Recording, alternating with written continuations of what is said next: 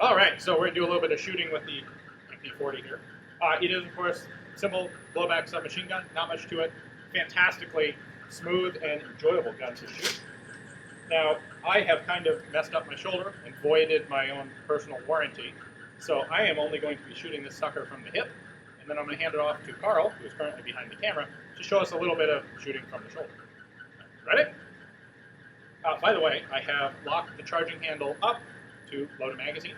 Because this is an open bolt gun, it is ready to fire in this configuration with the bolt back, and we just let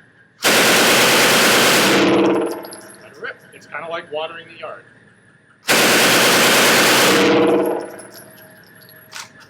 Until you run out of ammo, and then you're done. Carl, you have another magazine there, right? I do. All right, why don't you show us some from the shoulder? Okay.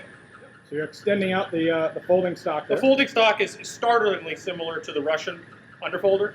In fact, I'm pretty sure they copied it. I don't know the exact provenance of that, but I'm pretty sure the Germans had it first.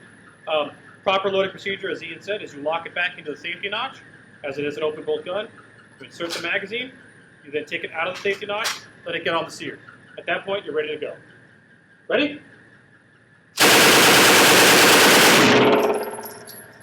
Got a little mouth there. This is an all-original gun, and its recoil spring is a little bit old. All right. Those mouths are just the age of the spring. The guns, I have fired a number of MP40s, and they are generally very reliable guns.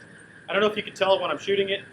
This is one of the most controllable submachine guns, period, the end. It's not just because it's German I'm saying this. It really is a well-designed submachine gun. For as early as it really is, you do not lose any situational awareness. It's easy to control. It's easy to aim. Easy to fire from the hip or from the shoulder. The cyclic rate's just about right to apply suppressive fire without necessarily burning up ammo to the point where you have to reload immediately.